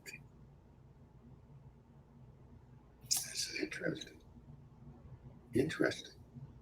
He says, I just want to make you an offer that I know you couldn't refuse. He was right. And he says, I need to know, this is Saturday afternoon, Saturday morning. I need to know Monday before 7. If you're going to sign the contract or not. Mm-hmm. I went home and by this time I'm married to Sandy. We talked about it, pros and cons. And at the same time, Gary Gardner was trying to get me to come to work for Soft. Mm-hmm. This is a great company. They're nice people. They're smart people. But I chose to go to Johnson Publishing because of the man himself and what I learned. And I was there for 2.5 years. You'd be amazed at the people I met and the things that I learned about so many things. He says, that black guy won a Super Bowl. He's talking about Doug Williams. Yeah. Talking about one of the best ever. One of the best. He says, they ain't gonna give that Negro no money. But I never knew they gave money to winning quarterbacks, except I knew that every quarterback got $50,000 when he said, I'm going to Disneyland. They got $50,000 for that. He says, I bet you $500 to a donut that he didn't get no more than that. Well, I always knew not to bet against him because he's a smart guy, really. Suppose we offered him $50,000 to come to work for us. I'm saying to myself, we don't even know this guy. We even know what he can do. Mm-hmm. Or he says, get Doug down here tomorrow afternoon. I don't know Doug. I don't know nobody who knows Doug. He says, but I know you can do it. Next afternoon, Doug's sitting there. Okay. Relationships. This one knows that one, calls that one. And he came and we said, I said, Mr. Williams, we got a check here for $50,000. We know that they weren't going to treat you as well as they treat other white quarterbacks, cut to chase of what it is. Mm-hmm. He says, I was disappointed. But we had this check for $50,000. He says, what do you want me to do? I said, well, we'll figure it out.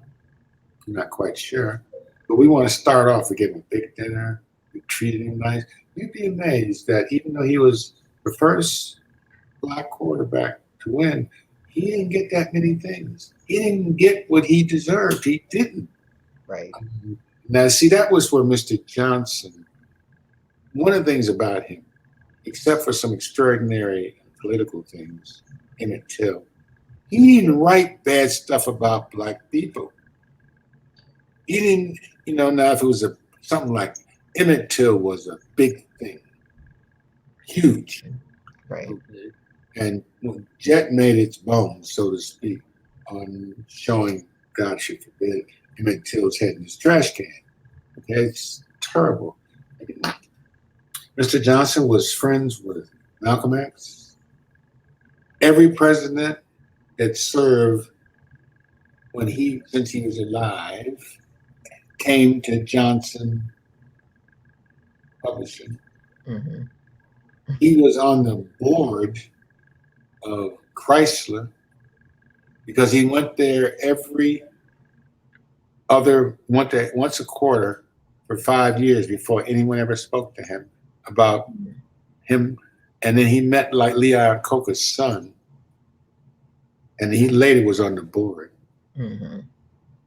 When I went to Mr. Johnson and all these things, and we were getting my pieces of my deal in order, he says to me, "Well, son, what kind of car you like?" I never had anybody ask me what kind of car I like. I get my own car. Mm-hmm. He says, all of our vice presidents have to have nice cars. I think that's a pretty good idea. All my vice presidents fly first class. Sound pretty good to me. And we pay you a lot of money.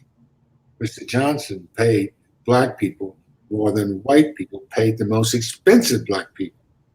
Right. For real. Yeah. And no joke. Got paid every Monday. Every Monday. That big check was cut into 52 parts.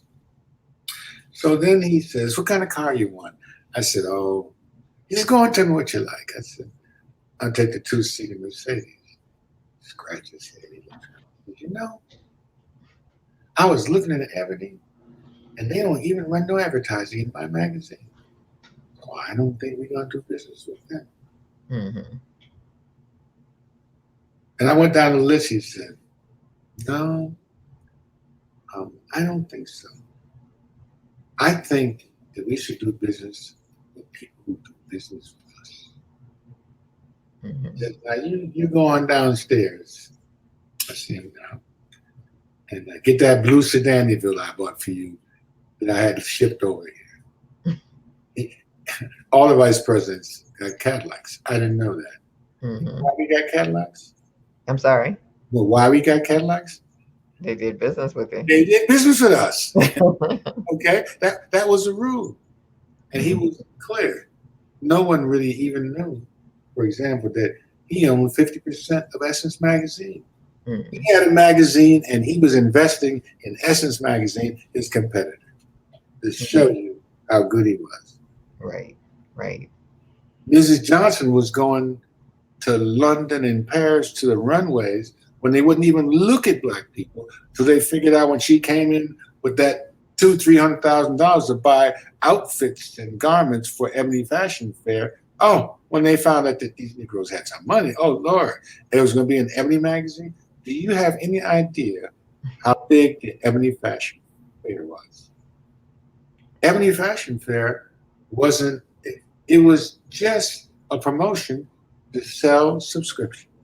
Mm-hmm. That's what its purpose was. But every social group in every big or little city vied to be on that committee when an Ebony Fashion Show came. Mm-hmm. Okay? Now, you want to have some fun, go with the Ebony Fashion Fair people from city to city, because those cities are connected. Mm-hmm. And they would fill up these places with 1,000, 1,500, 2,000. Mm-hmm. Really? You've been to them before, right? Yeah, I got to attend a couple times. Yeah. Well, I was one of the models one time. Yeah. Oh my goodness. It was big time. Yep. I said to him one day, I came in, I said, Mr. Johnson, we got some problems. He said, "What kind of problems you got, son?" I said, "Somebody must be stealing money from us." I said, "Stealing money? Why do you think that?" I said, "Because I'm getting these." I opened the checks that come up to my division. Each vice president had a division and a floor of our own. And he says, "Come to my office tomorrow morning at 7. I got there, and there was a very nice lady who was in charge of counting. Mm-hmm. Mr. Johnson had a pencil. The mailman, postmaster of Chicago, brought our mail every day. I repeat again, the postmaster of Chicago came with a truck or a van or whatever and brought the mail into Mr. Johnson. Need I tell you more? Look, we're not dealing in the world of electronics. He's got to get his money fast. He's got to cut through the system to get delivery on those checks that come in the mail. Mm. He'd go around with his pencil. Can you see that pencil? He'd go around with his pencil. In a stack of mail, he would lift up one check, look at the envelope, Every time he lifted up, be a check in it. Swear, I ain't lying to you. When he put his pencil on it or his pen and he flipped it up, there's a check in it. Well, he says, you know, son, you're a little slow. I wonder how long it would take you to figure out that I'm getting the money upstairs here first. And he had his runner. He had a runner. He had a guy with him all the time. So-called helper, but a runner, whose job it was to take those checks straight to Northern Trust before they opened. Cash flow. And Mr. Johnson was, I praise him. He rough now. He tough. You know, he says to me one day, he says, you know, I need you to do some products at Mr. Bronner's show. And I need you to get some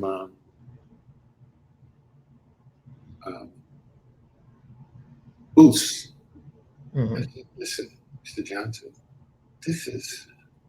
the show's in 3 weeks, 4 weeks. We don't need no space. He says, call him up and see. So I call him. Mr. Bronner says, you know, I love you, son, but no space. So I called. Come in. I said, Mr. Johnson, no space. He says, get him on the phone. So I called up. I got him on the phone. Everybody's got a secret line. They all got secret lines. Get to him instantly. So I called him on the phone. I said, Mr. Bronner, I got Mr. Johnson here.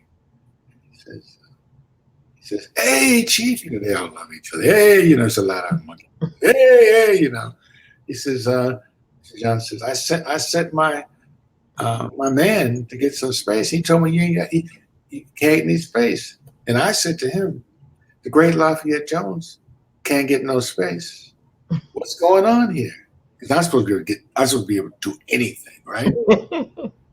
Supposed to, couldn't. And so Mr. Bronner says, I'm sorry, Mr. Johnson, but the space is all gone. And you did send a good guy. If there's any space, he would get it first because I love him. So Mr. Johnson says, how are things going? He says, things are going great. Show sold out. Making money hand over fist, bigger than it's ever been. So Mr. Johnson says, you remember when, what's his name, Bernard was getting married? And you called me on the phone and you said that his bride wanted to be in the jet. On the page where they announced the brides, the page in jet where all the brides would come out and you was somebody if you were on the brides page. He says, what did I tell you? I stopped the press. We got the photographer to get the shots in. And she was on the bride's page the same week she got married. You remember that, Mr. Bronson? Mr. Bronson says, yeah, I remember that. He says, you remember when you had the fire? You heard the fire you had that kind of messed up a lot of things? You called me and said, and you said you just didn't have it all right now because you had gotten in this fire. And I said, don't worry about it. I know you'll take care of it. And you did. Thank you very much. I was so reminded of in The Godfather, when The Godfather says to the Undertaker, you know, the Undertaker's son has gotten shot up. Remember that? And kind of. Well, if you know that story. And they brought the Undertaker and he says, you know, look what they did to my boy. I want you to make him pretty. He owed the Godfather. So Mr. Johnson says, he's back in the chair. And we're in this enormous office on the top floor.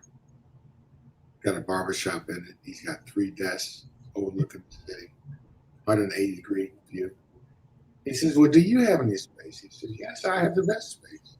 He says, well, Mr. Bronner, seems like you ought to be willing to share that space with me. What do you think? And Mr. Bronner smiled.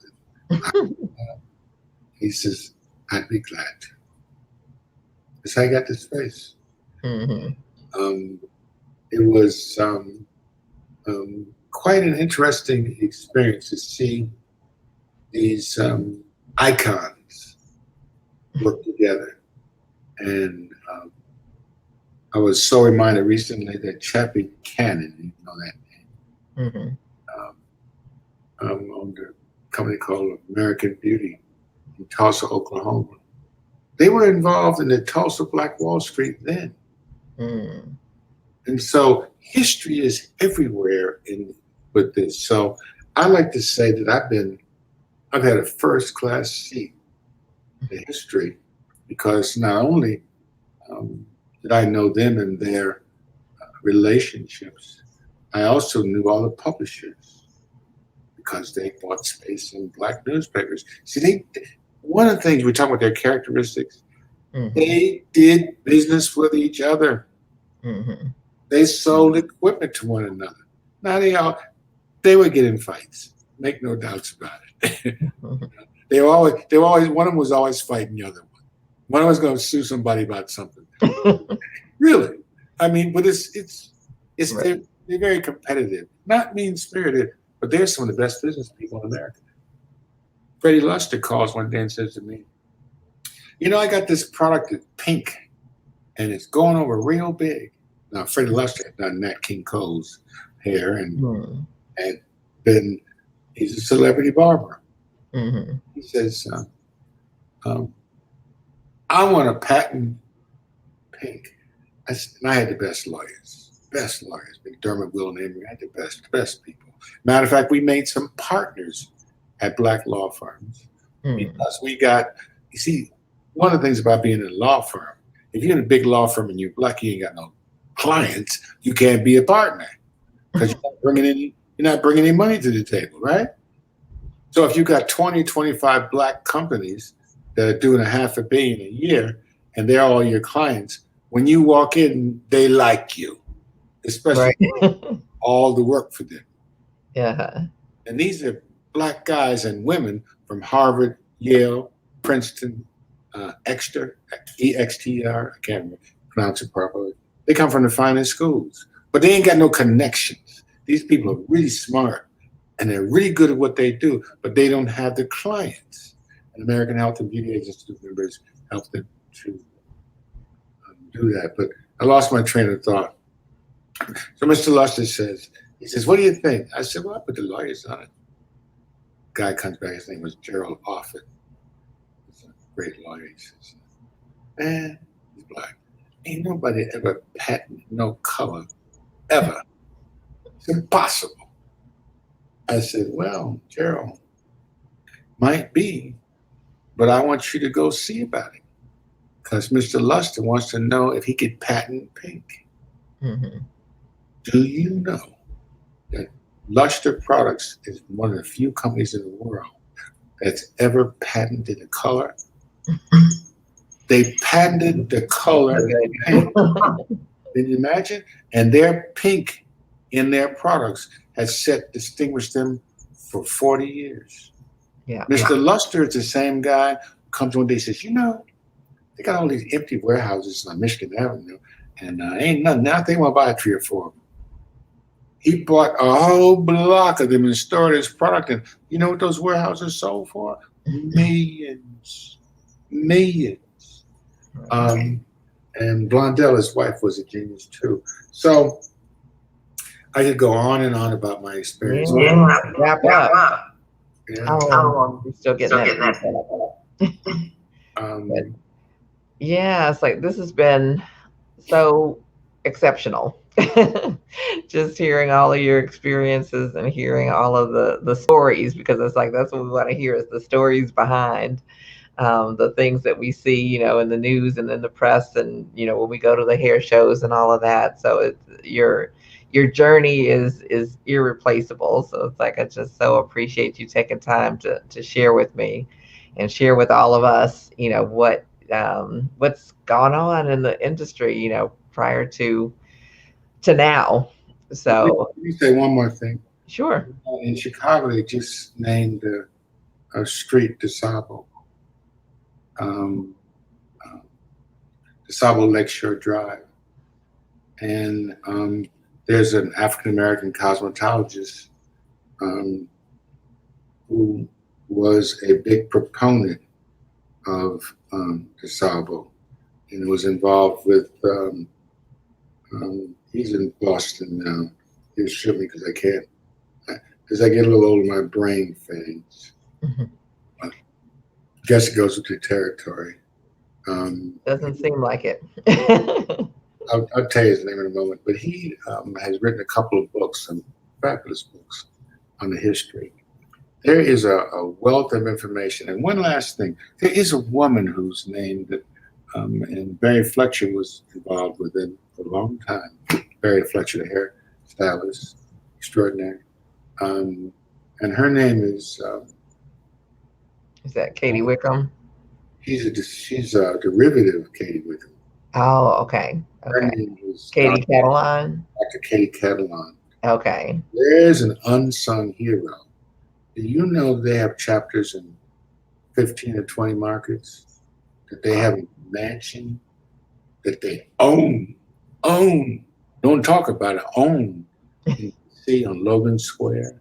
They were founded in 1919, just at the time the Niagara movement was. See, I think it's very important. We must know our history. Scoot more into the camera. We're losing you a little bit. Okay. Yes. Tell us. You got me sweating here. See that greasy look? But when we know our history, we understand. Let me see if I can scoot the other way. How's that? When we know our history, we can understand the current and what's going on in the future. Do you remember a gentleman named Ron Brown? I know the name. I'm not sure where though. Secretary of Commerce. Yes. Yeah. In the Clinton. Yeah. Well, he was a fabulous person, and he invited us all to go with him to Haiti. The first and the second time I went to Haiti, I went with Ron Brown. He was killed in an airplane in Bosnia, someplace in Middle Europe. But he was also chairman of the Democratic National Committee. He was close friends with Grayson Mitchell. Okay. Close friends with the Urban League founder and president who died recently. I mean, he quite just, it's amazing. We went to Haiti. We took a plane load of medical supplies. There was hair care people who went. And Valier, who was the president who died, his son, Baby Doc, was there. And we went with a plane load of medical supplies. And it just hurts my heart so much that the Haitian people are wonderful people. And they're great artists, great musicians. They've endured so much, but the thing that you have to remember about Haiti, the way Haiti got in its position to be so poor and despised for a long time around the world is because a guy named Toussaint Overture defeated Napoleon's brother. They whipped him from the top. Some black people with shovels cut the top of a mountain off, and moved all of their villages to the top of this mountain and fought Napoleon's brother from the mountaintop and whipped him. And the English and Portuguese and French made a pact. And the Americans were part of this too, not to be supportive of Haiti because they were afraid of a slave revolt. A lot of people don't know that. Say, how come these people are so poor? Because the Western world froze them out. And that's why it's a destitute country. I sometimes ask and pray that God would give them a break, please. You know, with all the things that they suffered through. But they're resilient people. And by the way, American Health and Beauty Aids Institute, we have relationships with all the heads of government of the Caribbean islands. Oh, wow. Nice. So when you come to town, our friend Anthony Smart, who was the Attorney General, would meet us at the airport. And we'd be his guests for a week during Carnival. Can you imagine? You ever heard of Carnival? Yeah. What they do, oh my goodness, the best time in the world. So we went from country to country, and we're treated like royalty. So last but not least, there's a group of young, dynamic African-American women now who have very successful businesses online. Some of them are doing 5 to 8 million a year in gross. Some of them are cosmetologists because they're doing some of them I don't know them, but I know other than I track what they do. That's the next big wave in this business. Right. Most of the big ideas always come from the little people. From where? The little people. Okay. The smallest companies. Uh-huh. They're the ones that are most creative. Right. And in the past 3 years, you know that Unilever bought one of the leading companies for $800 million. I'm not hearing all of that you're saying. Unilever bought one of the companies for $800 million. Oh, okay. Okay. You know? Yeah. So it's big business and lots of fun. I hope that you invite me again. Yeah. Yeah. Well, it's like, I think we just hit the tip of the iceberg, right? Yeah. But this has been wonderful. Absolutely incredible. It's like, I really appreciate your time and you just taking the time to share with us, you know, all of your, like I said, your journey and your experiences and your friendships and the relationships. And I know there's so much more, but we'll wrap it up for now. It's like, I really appreciate it and want to thank everybody for watching. It's like, Are you going to do Cornell McBride, my friend? am I going to interview him? Yes. Absolutely. Yes. Yeah. He's another genius, but go ahead. Yes. Yes. I cannot wait. Okay.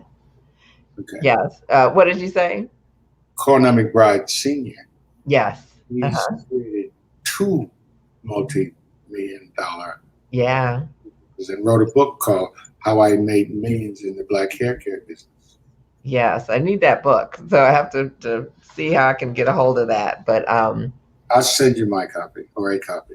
Okay. Yeah, not your copy, but yeah, if you have a copy, just let me know what I need to do. But yeah, he's definitely on tap. And I, did a feature during February last year on Black Hair History called I Am Black Hair History. And he was definitely one of the people that I saluted or paid tribute to in that. So doing the research and everything, I think he's the only Black owner of 2 different multi-million-dollar hair care companies. And so it is really exciting to be able to sit down and speak with them. So I appreciate your relationship and being able to help me put that together. So. Poor boy from Savannah. Okay.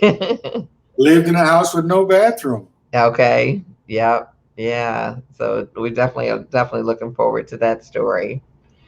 But yeah, it's like I want to invite you guys. It's like we have had the opportunity to sit down with more than 60 people, 60 Black beauty bosses so far, and invite you, if you haven't had a chance to watch or listen to them all, to definitely visit. Awesome. But say that again, on YouTube. Mm-hmm. Yes. Yep. Follow me on YouTube. It's the YouTube, my YouTube channel, which is youtube.com/Mickey Wright, 1K, just MIKIWRIGHT. And I also want to invite you guys to my next webinar to help you raise your prices and do it with confidence without fear or guilt. And so we'll have another level up and charge what you're worth webinar coming up soon. So please go to beautysuperstars.com/level up, and you can be able to sign up for the next one. Again, it's Beauty Superstars, and that's with an S on the end.com and /level up. And so we'll look forward to helping you, boost that income and be able to live the life that you want within this industry without working all day and all night, and setting some boundaries and really taking your career to another level while you elevate your service. So the clients are saying, yeah, we're good. So I also want to thank our sponsor again, Black Beauty Expo. Definitely follow them on at Black Beauty Expo on Instagram, and their website with the blackbeautyexpo.com. And so thank you guys for joining us today. It's like I'm super excited for you to get your comments and your feedback and what stood out to you as far as all of the stories that Lafayette Jones has shared with us today. So definitely drop your takeaways below, and we'll be definitely in touch and following up and wanting to see. So everyone, take great care and keep reaching for the stars. This is Mickey Wright and Lafayette Jones. We're signing off. Bye-bye. Bye.